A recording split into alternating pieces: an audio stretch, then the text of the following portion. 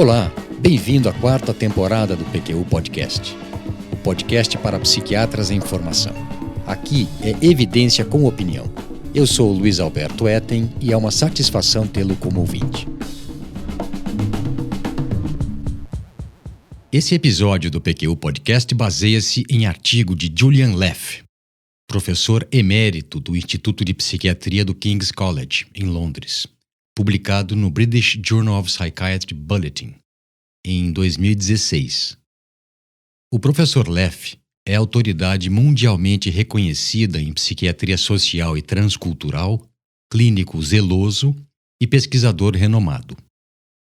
Suas linhas de pesquisa principais são a influência da família na evolução dos transtornos mentais e a fenomenologia e o tratamento da esquizofrenia. Pois então, ele próprio descreveu o texto como uma colcha de retalhos, uma colagem, que incorpora muito do que ele aprendeu, observou e vivenciou ao longo de sua longa e prolífica carreira como psiquiatra e pesquisador. Ao que ele relatou, acrescentei algo de minha experiência pessoal e do que conversei com amigos psiquiatras, também cabeças pensantes, com experiência clínica e em pesquisa muito maior do que a minha.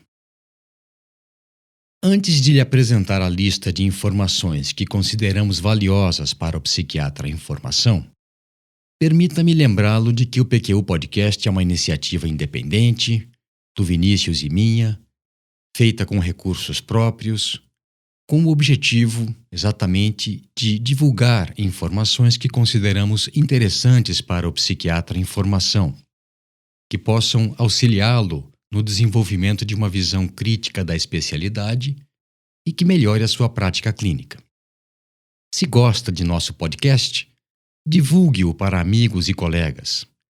Será assim, no boca a boca, que expandiremos o seu alcance. Muito bem. Vamos à nossa lista. Levar em consideração os seus itens contribuirá para aumentar a chance de sucesso na sua carreira.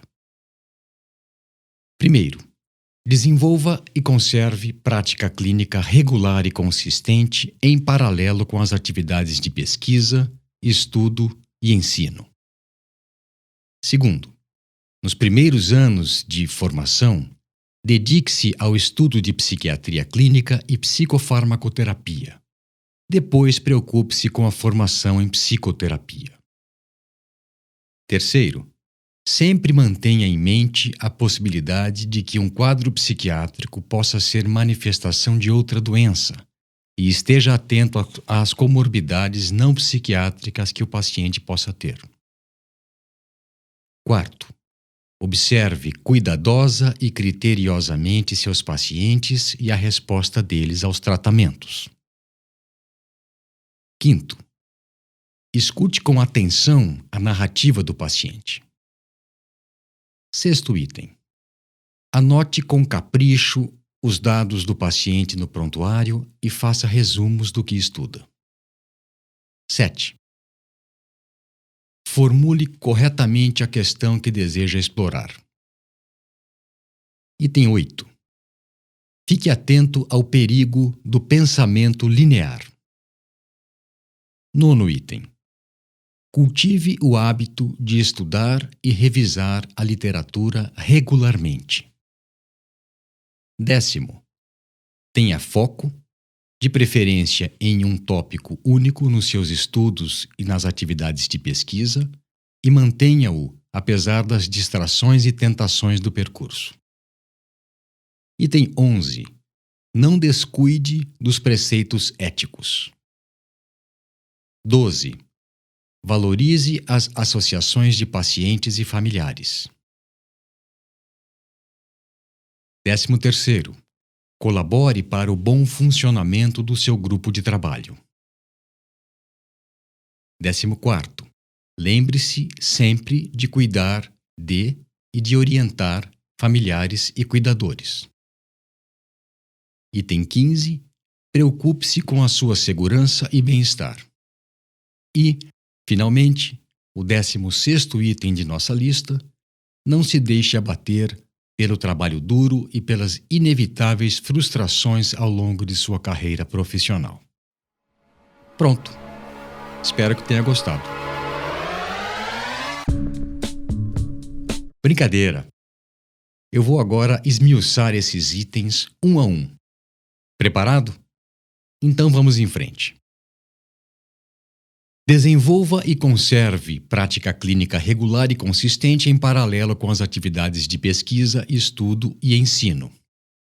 Pode não parecer tão evidente, mas a prática clínica é o começo e o fim, no sentido de alvo, destas outras atividades.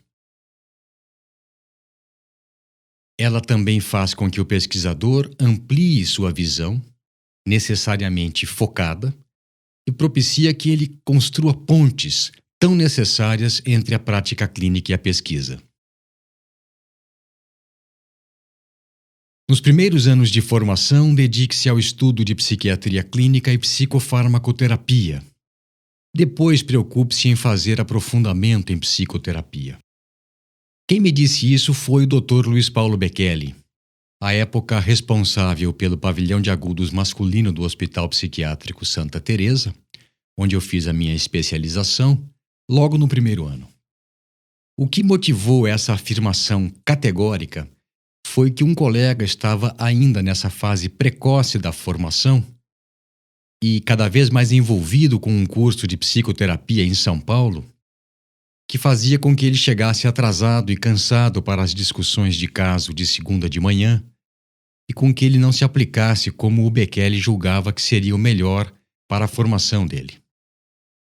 Ele argumentava que não faltaria tempo, ao longo dos anos e décadas subsequentes, para se dedicar e se aprimorar em técnicas de psicoterapia, e que isso faria mais sentido se o psiquiatra dominasse o que é de expertise dele.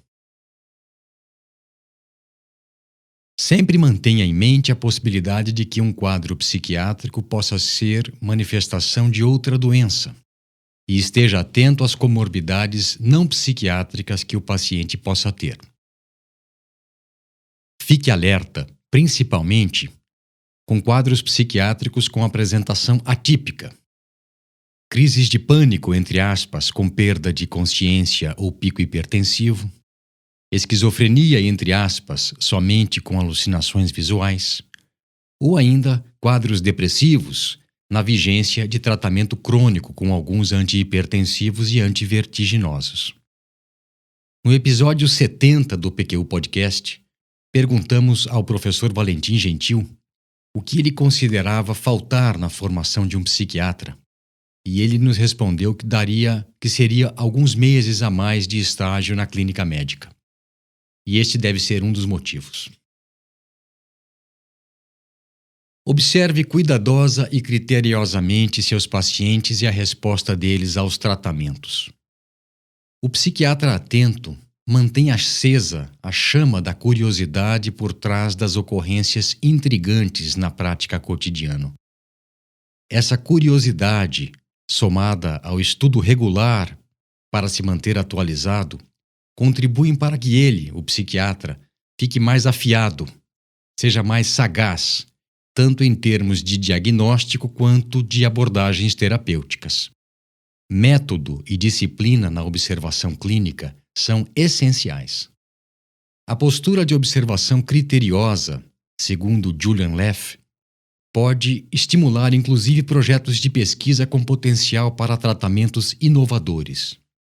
No caso dele, a percepção de que os antipsicóticos não suprimem as alucinações auditivas em até 25% dos pacientes com esquizofrenia foi decisiva para que ele desenvolvesse uma abordagem psicoterápica específica e inovadora para esse fim. Escute com atenção a narrativa do paciente. Não faça pouco caso das crenças dos pacientes e de seus familiares sobre as causas e a natureza dos transtornos mentais. Tais crenças são subsídios para entendermos as demandas, as expectativas a respeito do tratamento, a maneira como o adoecimento modificou as relações interpessoais e familiares, entre outras coisas.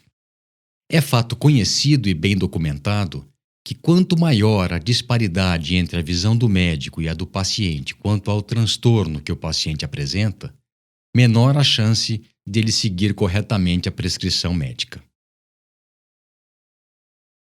Anote com critério os dados do caso do paciente no prontuário e faça resumos do que estuda.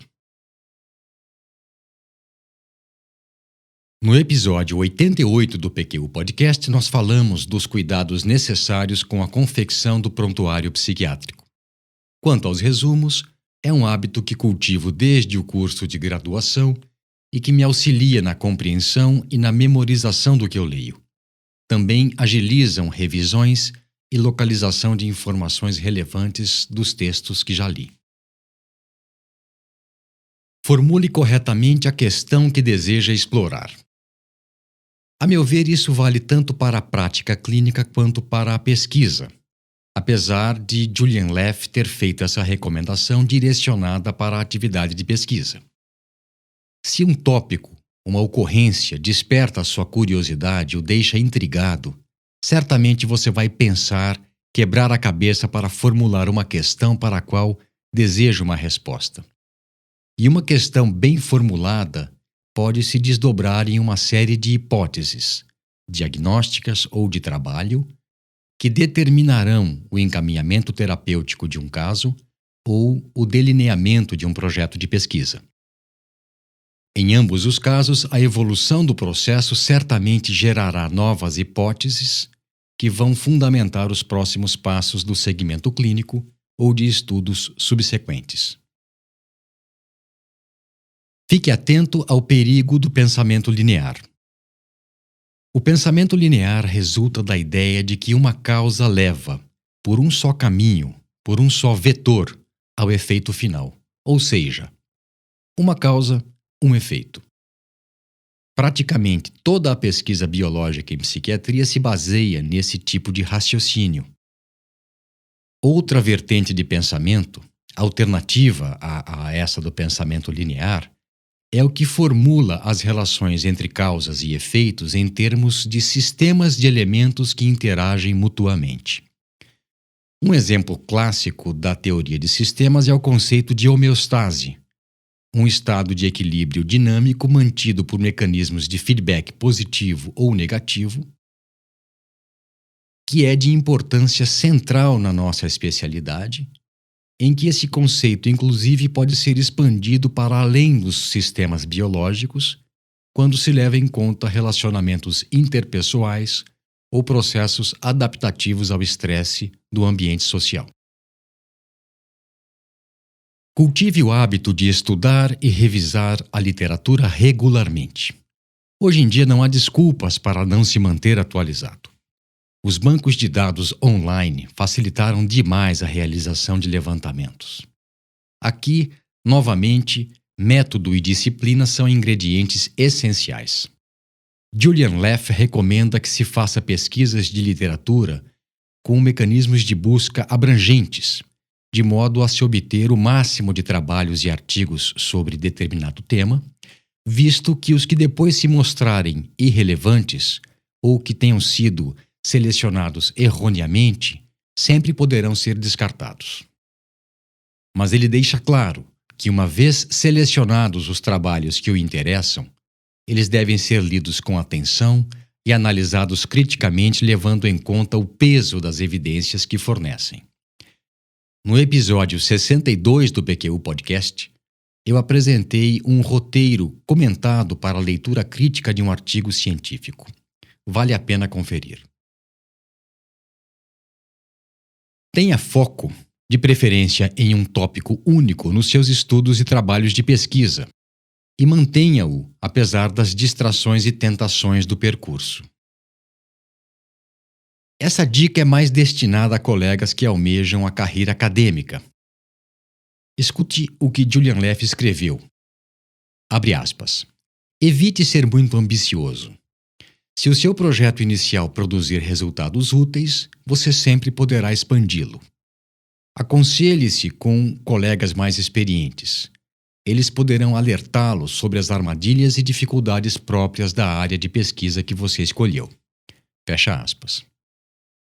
O meu orientador de pós-doutorado, que depois se tornou um grande amigo, o Jean-Marie Danion, professor titular de psiquiatria do Hospital Civil de Estrasburgo, dizia que il faut s'accrocher, ou seja, que é preciso pegar firme, agarrar-se ao seu tema de pesquisa com foco bem definido, dedicar-se primordialmente a ele, com método e disciplina, para se aumentar a chance de obtenção de resultados relevantes. Não descuide dos preceitos éticos. A ética em medicina é o arcabouço, a estrutura, que ao mesmo tempo dá sustentação e delimita o nosso campo de atuação. É justamente por restringir nossas condutas que muitas vezes podemos, erroneamente, enxergá-la como um estorvo. E como nós somos prodigiosos em esquecermos coisas que nos incomodam, não é? Por isso, não descuide. Na prática, a mensagem é curta e grossa. Antecipe o que puder quanto a dúvidas, problemas, efeitos colaterais, efeitos tóxicos de suas ações, prescrições e orientações. Ao fazer isso, prevenirá algumas dessas ocorrências e estará preparado caso elas se tornem realidade. Valorize as associações de paciente e familiares e os grupos de autoajuda. Não custa insistir que, principalmente no caso de pacientes mais carentes, mas não somente nesses, o encaminhamento para Alcoólicos Anônimos, Amor Exigente, Narcóticos Anônimos e associações de familiares e de pacientes, como a Abrata, por exemplo, é de muito valia. Essa recomendação do Julian Leff poderia ser ampliada. Valorize a capacidade do paciente de encontrar soluções para os seus problemas, seja através de associações de pacientes e familiares, mas também de leituras, reflexões, cursos que ele possa buscar para o seu desenvolvimento pessoal. Colabore para o bom funcionamento do seu grupo de trabalho.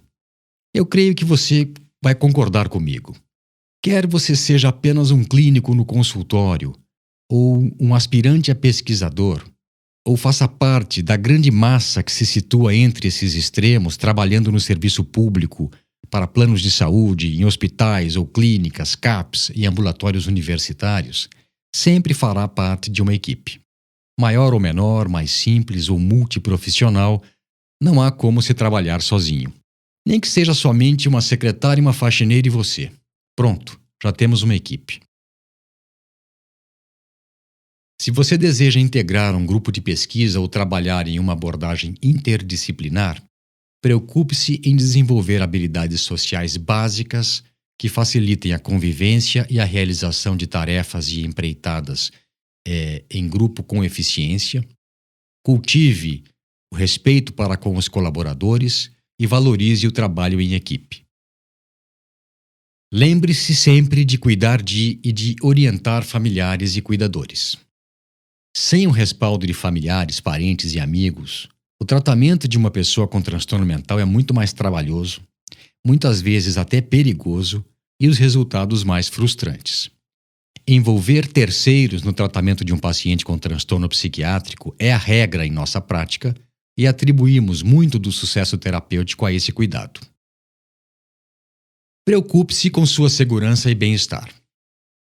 Curiosamente, Julian Leff, do outro lado do Atlântico, recomenda aos colegas em formação algo que eu escutei repetidas vezes por parte da equipe de enfermagem durante a minha especialização em psiquiatria.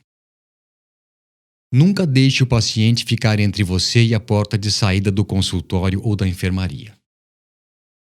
E ele, o Julian Leff, relata o ocorrido com uma colega e amiga do Maudsley Hospital, que descuidou dessa regra e entrou primeiro que o paciente na sala de atendimento. Recebeu uma tesourada nas costas. Felizmente, é uma lesão superficial. Aqui no Santa Teresa também aconteceu de uma grande amiga ter o braço quebrado por um paciente que conseguiu se interpor entre ela e a porta, dificultando que ela se desvencilhasse dele e impedindo a entrada dos técnicos de enfermagem.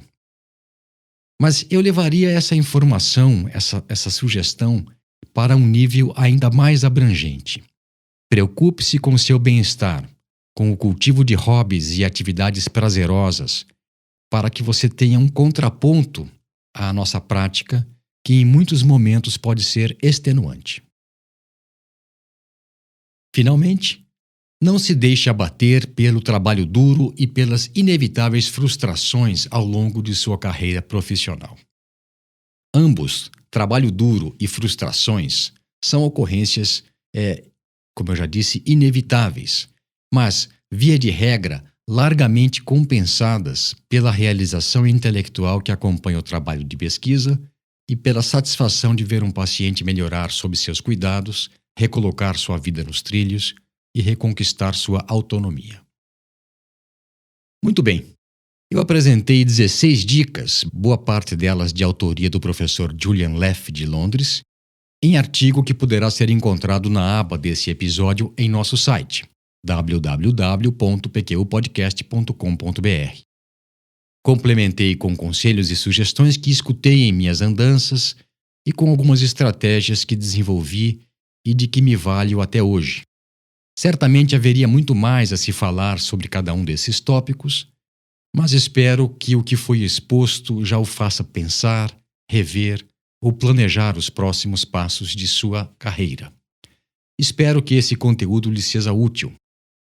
Considere esse episódio como um aperitivo, uma preparação para o episódio número 100, cujo tema será o psiquiatra em formação e está sendo preparado com base em mensagens e solicitações de nossos ouvintes.